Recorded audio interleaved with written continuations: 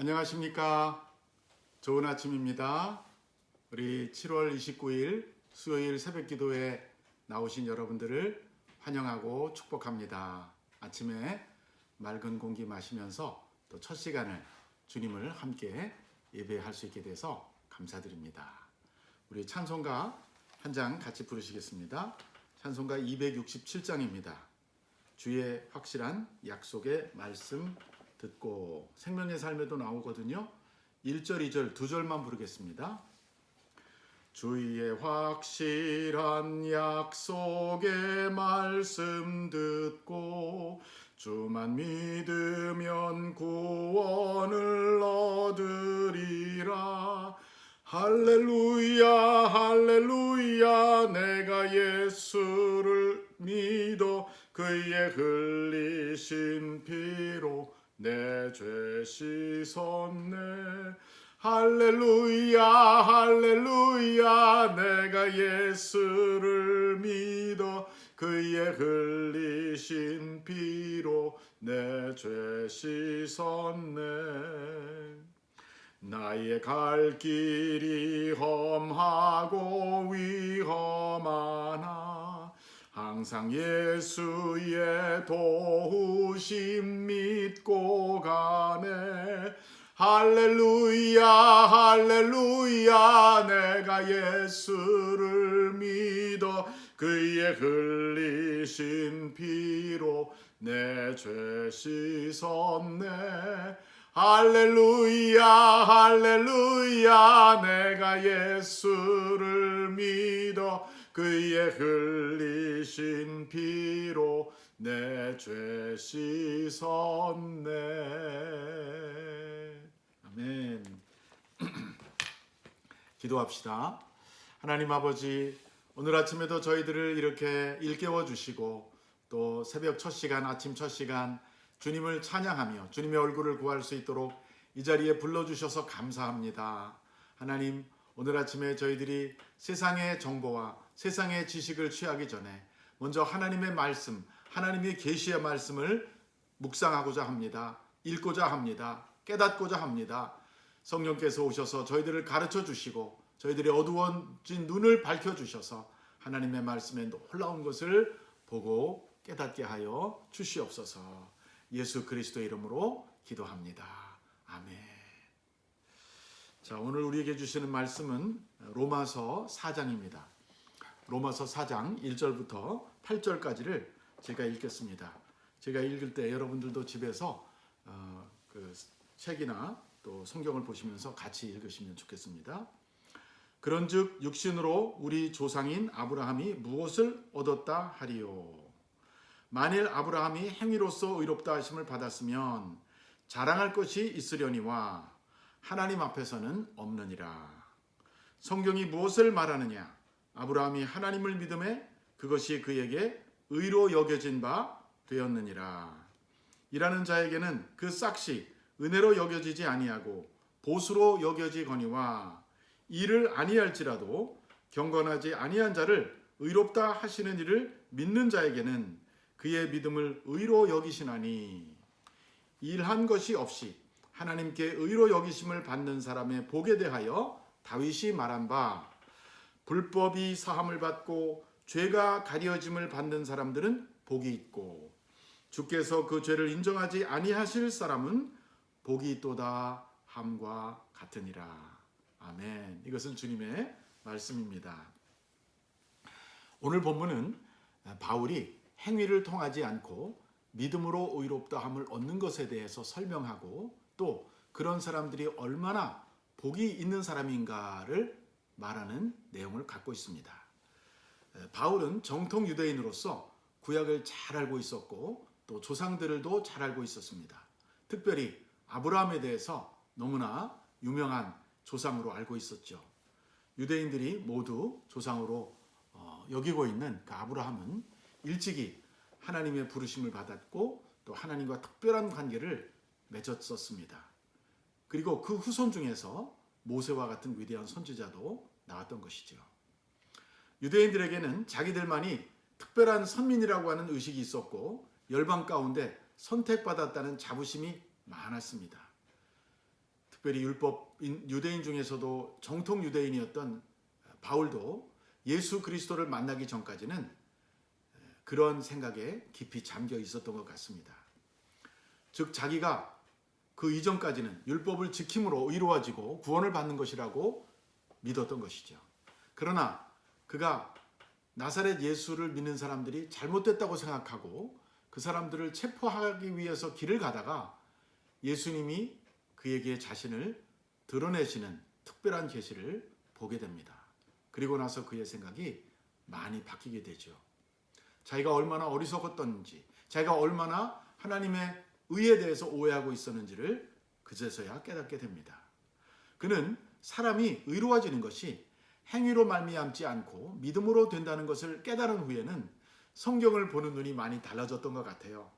그래서 자기 조상 아브라함에 대해서도 이미 성경이 그가 믿음으로 하나님 앞에 의롭다함을 받았다는 성경 구절을 전에도 읽었겠지만 이제 그것을 확실하게 깨닫게 됩니다.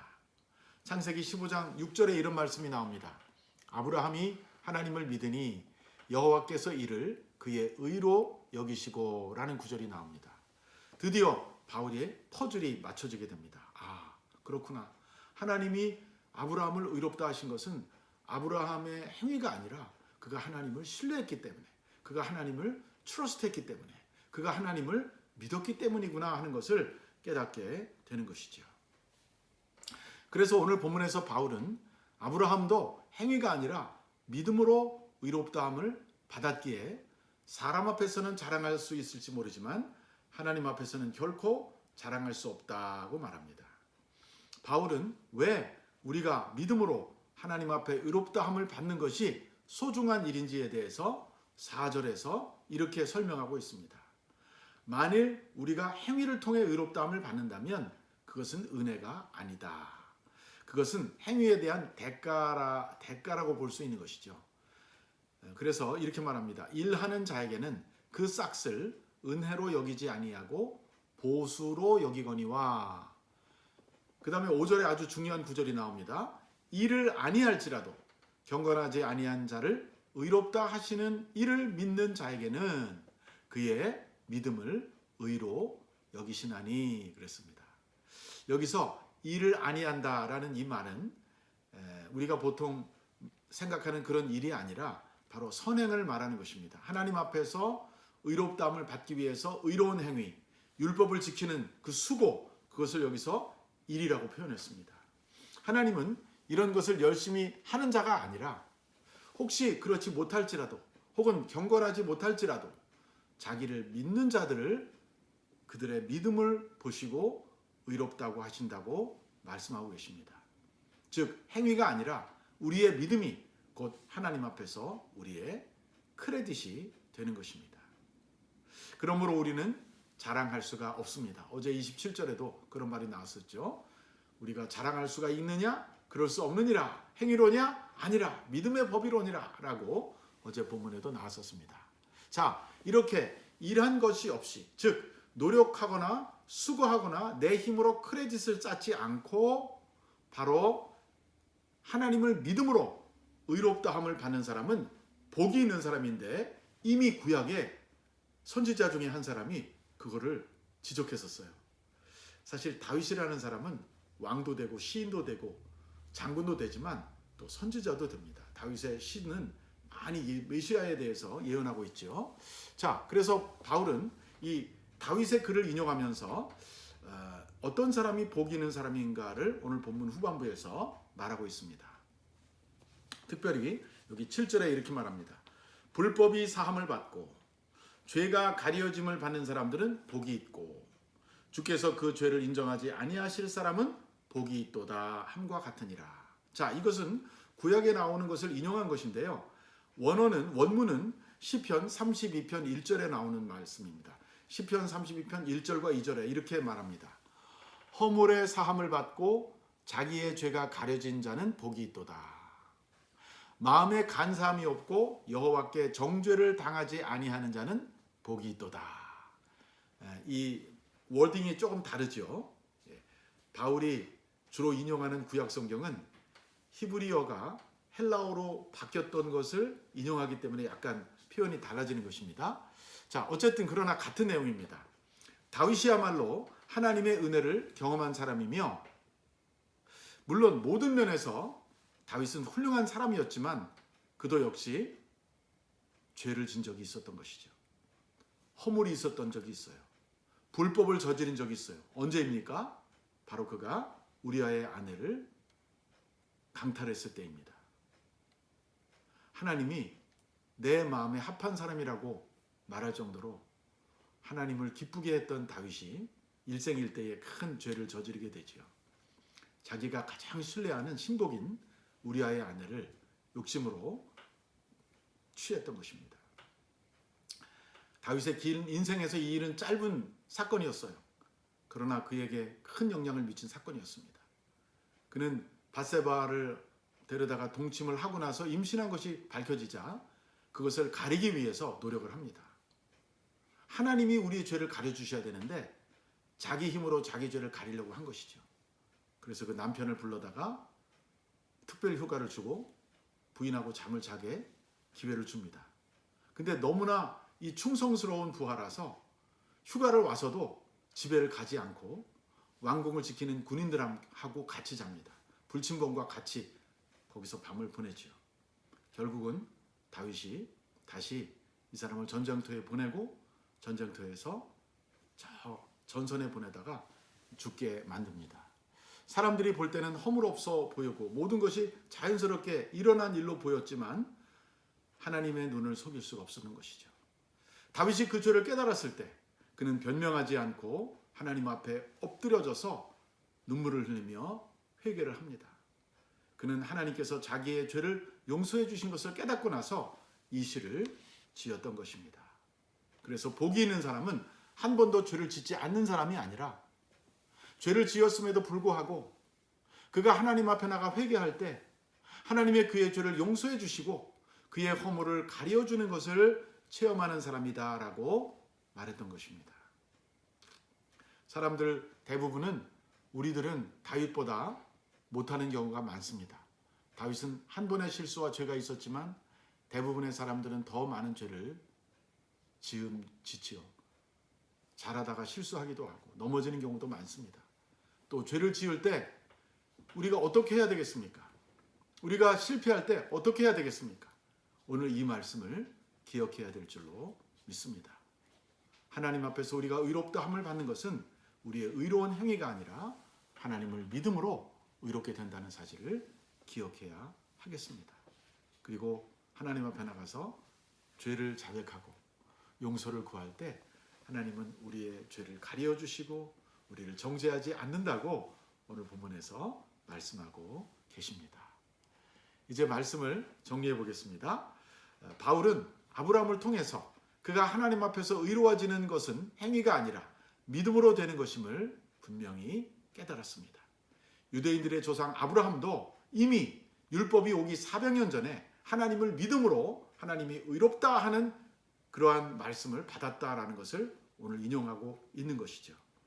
바로 하나님을 전적으로 신뢰하는 것이 우리가 어떤 열심히 일하고 노력하는 것보다 더 소중하고 더 중요하다는 것을 오늘 본문이 분명히 증거하고 있습니다.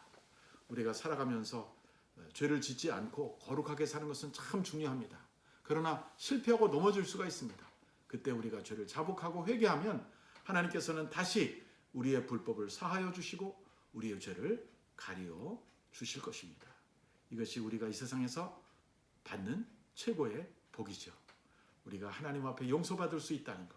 그것이 우리가 정말 지옥에 가지 않고 천국에 갈 수 있는 하나님이 열어놓으신 놀라운 은혜의 방편인 것입니다. 이 진리를 늘 붙들고 살아가는 여러분과 제가 될 수 있기를 주님의 이름으로 축원합니다. 기도하겠습니다. 은혜로우신 하나님 아버지, 오늘 우리에게 믿음으로 의롭다함을 받는 것을 가르쳐 주셔서 감사합니다. 우리의 노력이나 행위가 아니라 오직 믿음으로 우리를 받아주시고 우리 죄도 용서해 주시고 우리를 의롭다고 선언해 주시니 참으로 감사합니다. 이런 은혜를 받는 자로서 이제 더욱 하나님을 사랑하고 더욱 하나님의 뜻에 순종하며 살아갈 수 있는 저희가 되게 해 주시옵소서. 오늘 하루도 주님을 찬양하고 예배하면서 또한 이웃을 용서하고 사랑하고 섬기며 사는 복된 하루가 되게 해 주시옵소서. 우리 주 예수 그리스도 이름으로 기도합니다. 아멘. 오늘 남은 하루도 주님의 은혜 가운데 믿음으로 승리하는 여러분 모두 되시기를 주님의 이름으로 축복합니다. 감사합니다. 좋은 하루 되십시오.